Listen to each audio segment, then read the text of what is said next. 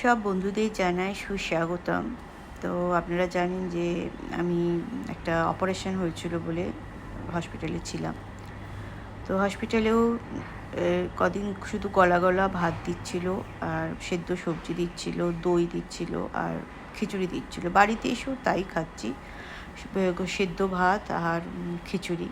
কিন্তু কদিন ধরেই শুধু মন চাইছে কী মাছ খেতে বলুন তো? এই মাছটা, পুঁটি মাছ।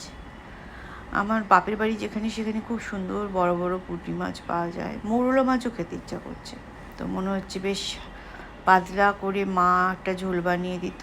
সেই ঝোলটা বানিয়ে দিয়ে মা বলবে যে সোনা চলে আয়, ভাত বেড়েছি বলে মা সেই এরকম করে একটা একটা করে মাছ তুলে বলতো, আর একটা নিবি?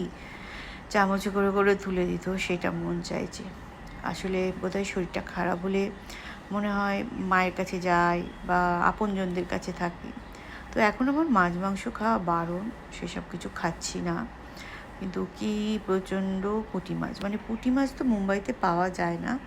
আর এমনি তো ছোটো ছোটো পুঁটি মাছ খেতে ইচ্ছা করছে না, এইরকম বড় বড় সাইজে আমার বাপের বাড়ির কাছে যে পুঁটি মাছ পাওয়া যায় সেটা, আর বাপের বাড়ির ওখানে মৌরলাও পাওয়া যায়। তো যতই মনটা ইচ্ছে করছে মনে হচ্ছে কাশ আমি পেতাম একটা হালকা করে মা মৌরি বাটা দিয়ে ঝোল বানিয়ে দিত। তো এরকম পাতলা করে ঝোল বানিয়ে মা ভাত দিয়ে ডাকতো, সেটা খুব মনটা ইচ্ছা করছে। শরীরটা ভালো নেই বলেই বারবার ইচ্ছা করছে বলে আপনাদের সাথেও শেয়ার করলাম। এখন আপাতত সেদ্ধ ভাত খেয়ে আমাকে কিছুদিন থাকতে হবে। তারপরে হয়তো এখানে যে মাছ পাওয়া যায় সেটা স্টার্ট করতে পারবো। কিন্তু চিকেন মাটন বহুদিন খেতে পারবো না, ডক্টর বলে দিয়েছে।